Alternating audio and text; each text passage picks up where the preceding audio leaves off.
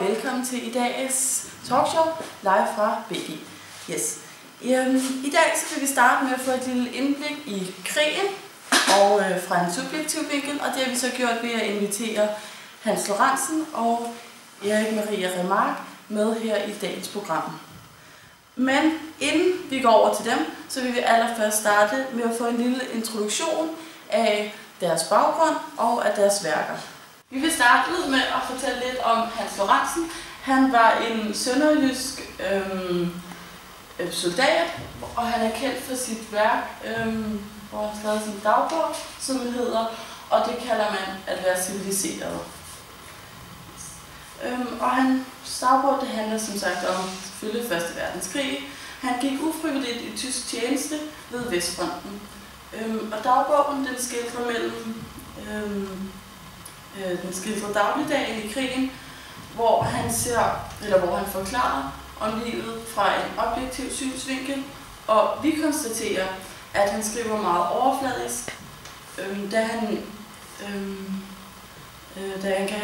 det kan have noget at gøre med de konsekvenser, det så kunne have for ham, hvis han skrev det mere subjektivt og forklarede mere, hvordan hans holdninger var til krigen. Men det ved vi som sagt ikke, så derfor har vi så også inviteret ham, så han lige kunne forklare det. Men så har vi så et citat fra ham, eller fra dagbogen. Vi tabte mange i dag, men udover det var vejret godt.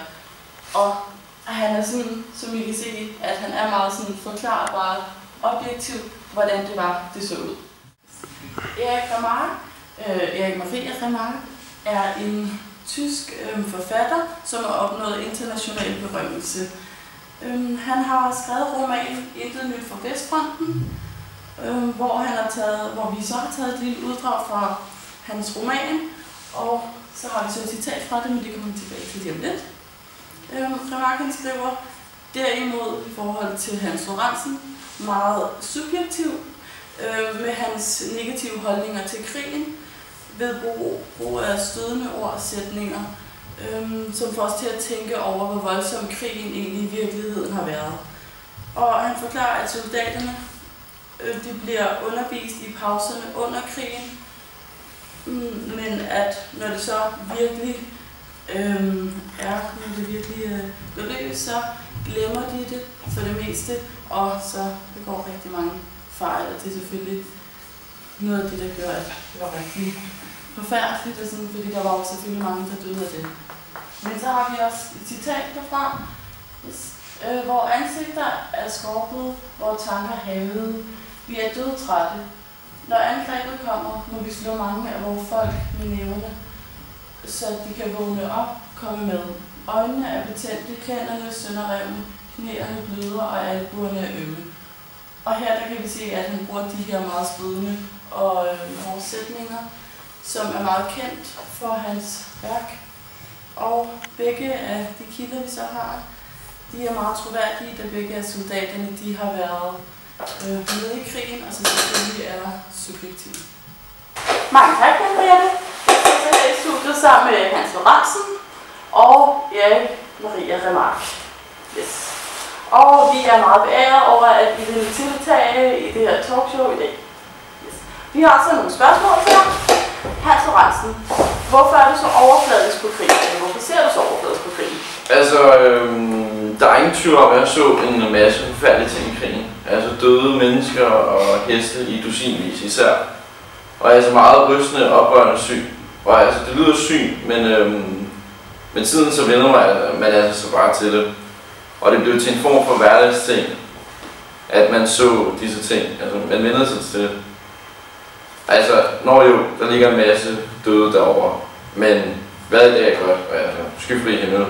Altså, det var sådan, med tiden blev man vel bare sådan vendet til det, tror jeg. Så ja, det var sindssyge ting, jeg så, men man vender sig til det. Ja. Jeg tror også, det er værd på min dagbog. Selvfølgelig. Og hvad så med dig, Remarque? Hvordan ser du på krigen? Ja, altså, som Hansen siger, så er der ingen tvivl om, at det var forfærdeligt, det vi oplevede. Jeg har set så mange af mine kammerater dø. Jeg har set en af mine venner, der er blevet gennemhullet af et maskingevær. Jeg har set rigtig mange af medkammerater og medsoldater blive sprængt i luften af granater. Så jeg må helt klart sige, at jeg synes, krigen var forfærdelig. Jeg synes slet ikke, at det er noget, der er sjovt at tale om. Det er meget hårdt for mig at komme med i dag. Det er noget, der har siddet tungt i mig. Det er blodbad, som vi har været igennem. Ja, det var også hårde tider. Ja, må man sige ja til. Ja, men hvad kan I så huske var det værste fra krigen? Ja, nu skal jeg lige... Altså, jeg så en masse elendighed og jarm, men nu skal jeg tænke mig, det var særligt sendt i en landsby engang, hvor franskmænd og tyskere stod over for hinanden mellem husene, og det var meget sygt syn, fordi altså, for timer siden i live, og så efter et timer stod de jo så, eller ikke stod mere, men så var de jo døde og kolde. Og altså, forstå det, hvem der kan, altså hvis du kan. Altså jeg tror, at man bliver syg i hovedet af at se sådan en ting som det her, fordi jeg synes, jeg bliver ikke sådan virkelig oprørt over, at jeg tænker på det. Men altså, hvis der er noget, der virkelig rører mig, så er det sådan spørgsmålet om, hvorfor alle disse unge mennesker fulder på alle disse ældre og gamle familiefædre. Hvorfor har jeg stadig en i mig? Og altså, hvis jeg skulle finde noget, der oprører mig, så skulle det nok være tanken om dengang i den landsby. Fordi det var virkelig forfærdeligt sygt at se så mange unge mænd dø for den her sag. Mark, hvad synes du så var det værste i krigen? Jamen, det var jo helt klart den her hverdag, vi havde dernede. Og det tænker jeg også om efter krigen. Det her med, at man nu så bare vendte sig til, at ens kammerater blev på stribe hver dag. Det med, at man bare vant til, når nu ved han. Det er helt klart sat så dybt i mig. Men hvis jeg skal være helt ærlig, så synes jeg nok det værste dernede på et tidspunkt, det var måske, da man skulle bære de døde i sårede fra frontlinjen og tilbage i rækkerne, så de kunne blive behandlet og blive fladet hjem. Og ja, det var helt klart det værste, det jeg oplevede. Det var at skulle bære mine venner og bekendte og se deres døde ansigter og bløde øjne. Det var hårdt.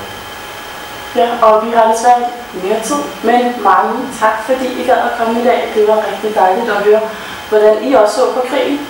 Yes. Jeg sidder så her i studiet sammen med Hans Lorentzen. Nej. Tak. Okay.